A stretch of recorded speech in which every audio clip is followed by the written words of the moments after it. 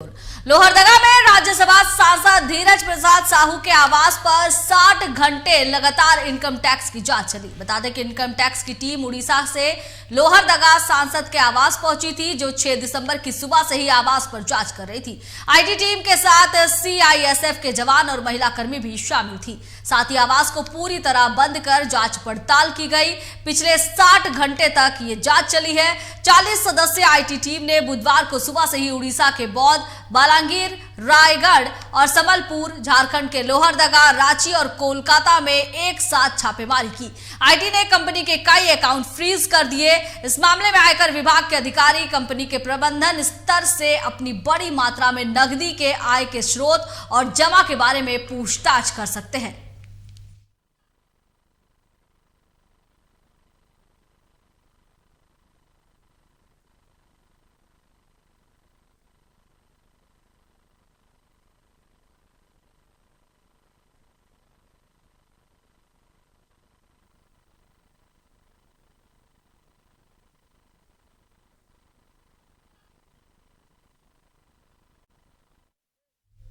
और इसी मामले पर ज्यादा बातचीत के लिए हमारे साथ लाइव जुड़ रहे हैं संवाददाता चितरंजन।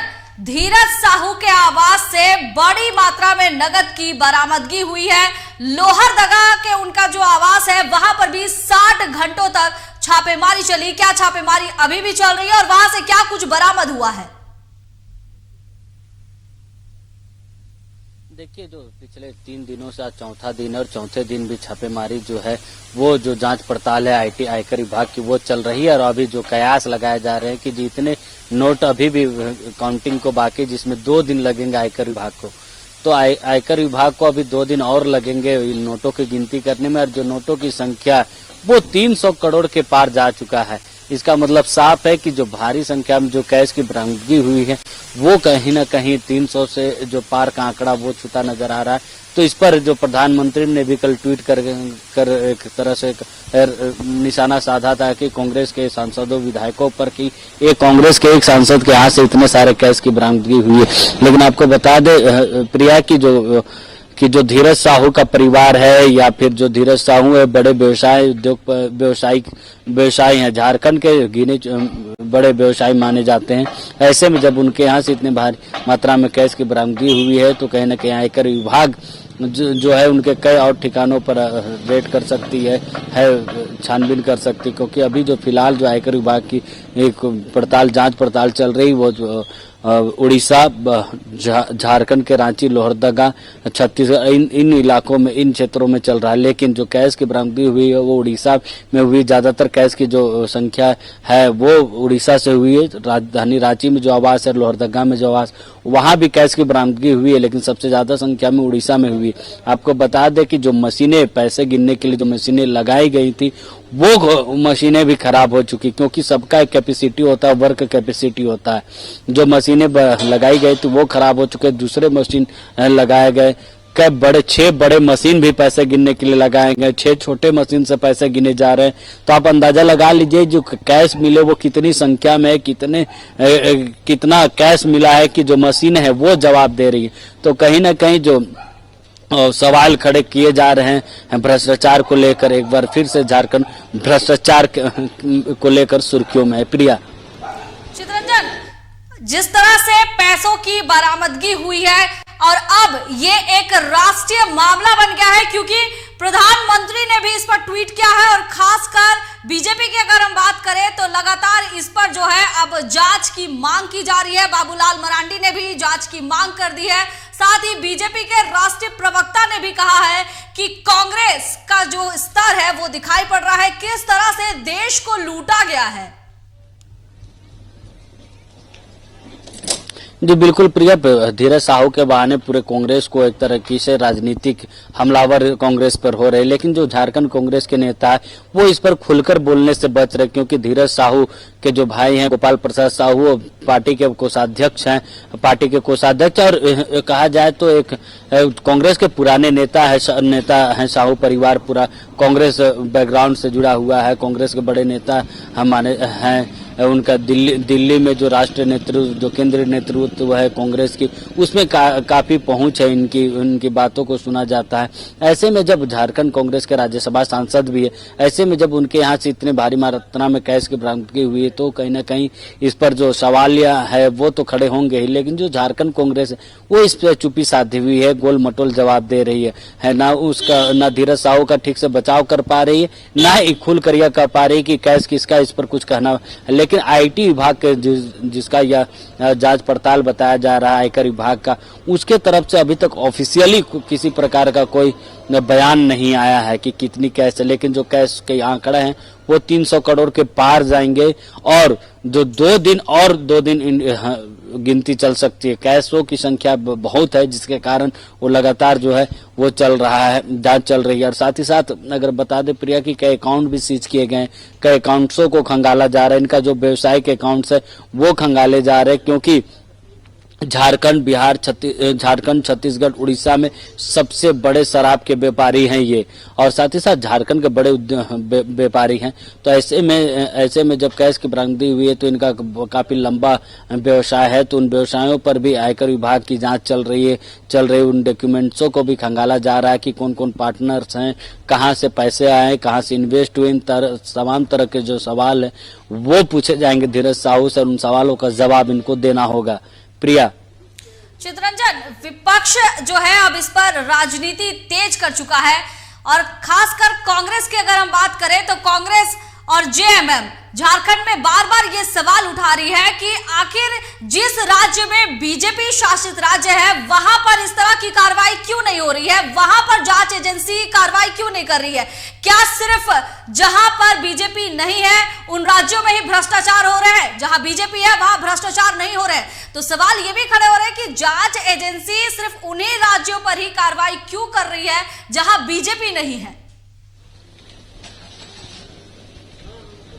बिल्कुल प्रिया, इस बात को लेकर लगातार सवाल खड़े किए जा रहे हैं विपक्ष के द्वारा, चाहे ईडी की कार्रवाई हो या फिर आयकर विभाग की कार्रवाई।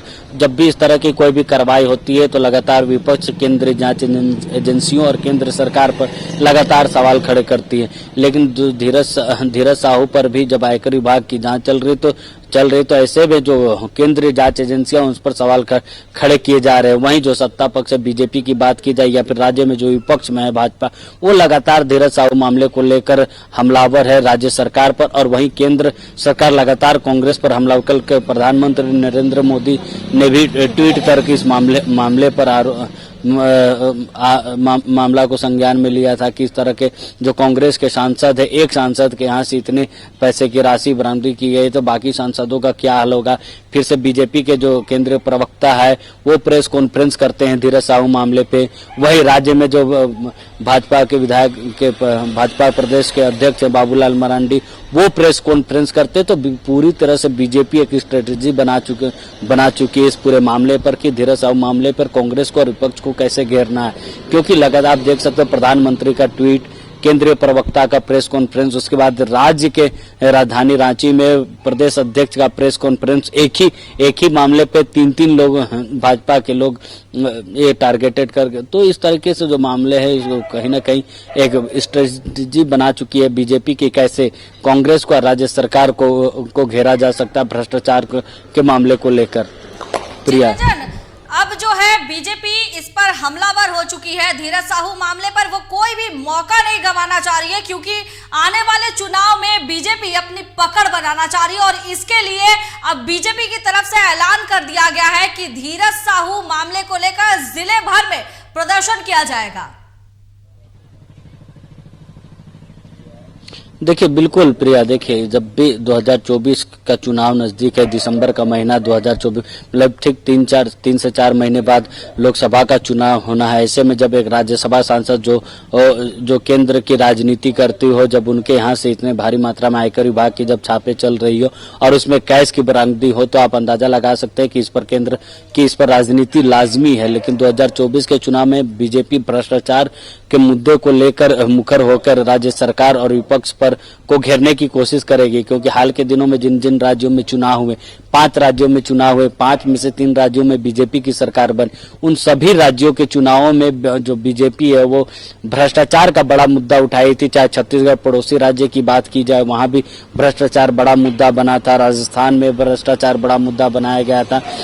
तो इस तरह के जब 2024 के चुनाव होंगे तो राज्य झारखंड में तो भ्रष्टाचार को लेकर हाल के दिनों में कई कार्रवाइयां हुई है केंद्रीय जांच एजेंसियों के द्वारा, चाहे वो ईडी की कार्रवाई की बात हो, आयकर विभाग की बात हो या सीबीआई, इन तमाम जो केंद्रीय जांच एजेंसियां सभी कार्रवाई कर रहे हैं भ्रष्टाचार पर।